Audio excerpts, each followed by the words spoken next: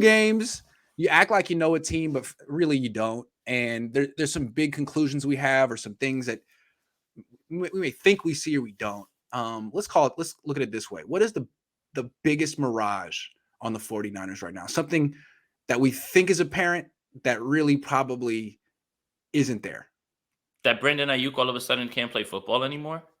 I Okay. mean, Okay. I mean, look, I like that. I'm with you on that too. he's still open, right? Like the Yeah. the first throw that was missed, Jimmy just threw it where with a guy with a huge catch radius, he overthrew him by a ton. And then on the second one, he made a really tough catch on a tough third down, I believe. Yeah, so that's what I mean. I have a hard time believing that Brandon Ayuk just stopped learning how to play football or didn't progress so well. He's not regressing in any way, I don't think. I think the hamstring has a little bit to do with it. But I expect that Brandon Ayuk's going to bounce back eventually. This is in no way a Dante Pettis type of thing. The only way that this thing goes left is if there really is some sort of doghouse in college that's just making it happen. And he's just like, man, I don't care. But I mean, his snaps have been going up. And I'm not taking that jacket. I was going to ask you. I kind of liked it. Thanks, but man. Levi's. But yeah, so I mean, I just think that Brandon Ayuk is too good at football. Like I sent out a tweet. You can't fake what Brandon Ayuk did last year. You just can't. And the reason that I say that is the routes where he's winning and against who? Tre'Davious White, corners that are good in this league, cooking them. You don't lose that. So how much of that has to do with the injury? How much of that has to do with whatever, because we know that Trent Sherfield was balling out in camp. We get all that. But I have a hard time believing that Brandon Ayuk's not going to figure this out really soon. Might even be this week, especially when you're talking about what they're going to need to do with Deebo Samuel in the run game because they're so short on running backs. I totally agree with you. That's a total mirage. One catch, 6 yards for the first 2 games. He's still a good player, and I didn't get to watch the coach's film of week 1, but I got it for week 2, and I can see that he's running routes on the outside and winning, and the ball's not getting there because, I mean, frankly, Jimmy shouldn't be throwing deep comebacks and stop routes on the outside. He doesn't have the velocity. If he wants to throw pick sixes and get benched, he should do that. Trey Lance can throw that, but Jimmy shouldn't, and that's what Lance is running right now. I mean, I think it's really on Kyle Shanahan to get him the ball in other ways, and we're going to talk about that later. But yeah, manufacture them touches. Yeah, he's still good. Manufacture those touches for him. Mm-hmm. I got another one, and it's a little more negative, so I'm glad you went with this one because I agree with you. That's a good positive one to go with.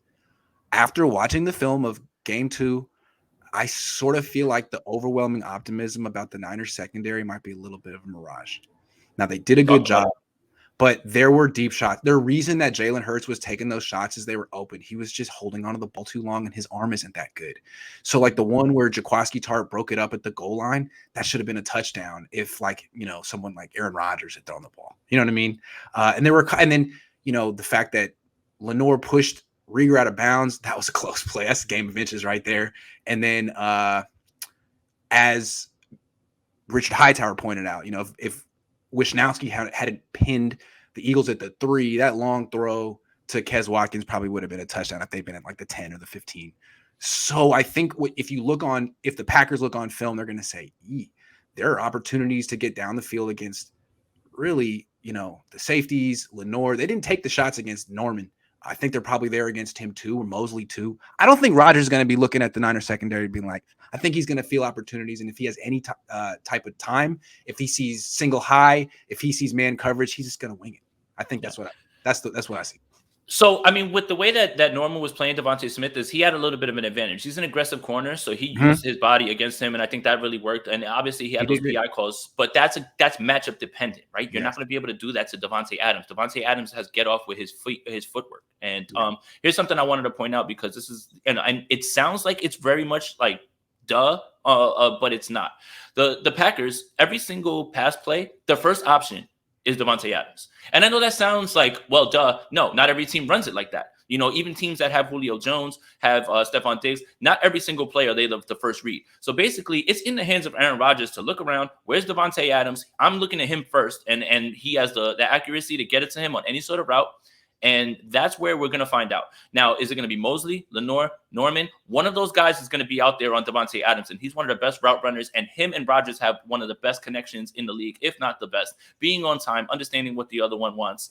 So this is going to be the test. No disrespect to Devontae Smith, Jalen Reagor, Quez Watkins, those guys, but here's going to be the test now for the secondary. If this secondary is as good as everybody thinks it is, Lenore's played very well. I understand that you can't take away the 91-yard or that touchdown, or that was on Lenore, right? The 91-yard. It was. So I understand you can't take that away, but other than that, he was very good. He was very good, and that was situational football to make sure that he got his guy out of bounds as well. I think really what makes the secondary so good is that the safeties are, because Ward and Tart are playing unbelievable football to start, and they're wiping everything out up top. You can't take shots at Jimmy Ward, you can't take shots at Jaquiski Tart, and they're moving them around. I think that helps a lot when it comes to the secondary and how they're able to defend the pass. So it's going to be very interesting. The 49ers are going to have to get home fast, because you don't want Devontae Adams to have time to cook out there, because he's so good, and not many corners can cover Devontae Adams. That, it's just a fact. He's just that good. Yeah, no, I know the Niners have that reputation as not giving up the big play, and they didn't essentially, other than that one. But what I'm saying is on the all 22, it looks like the big plays are there, and I don't know if it's a better quarterback exploits that. Yeah, and I think it's partially what it's DeMeco. I mean, DeMeco is doing a lot of aggressive man-to-man coverage, like right up in your face, and I like it. I mean, I like that, but there's a reason Saleh didn't do that. Saleh was much more conservative, and even when he started transitioning to a more man-to-man coverage, it was like not as aggressive. I mean, I like how aggressive Lenore is. He really punked Devontae Smith, but he's not super fast. And if he, stumbles a little bit, if he misses the line of scrimmage, there's going to be big plays out there. And I don't know that the Packers have the offensive line to really do anything about it. But Seahawks, Cardinals coming up, something to think about. I'm just curious to see this big test coming up for this secondary. Big test. Absolutely. Big test.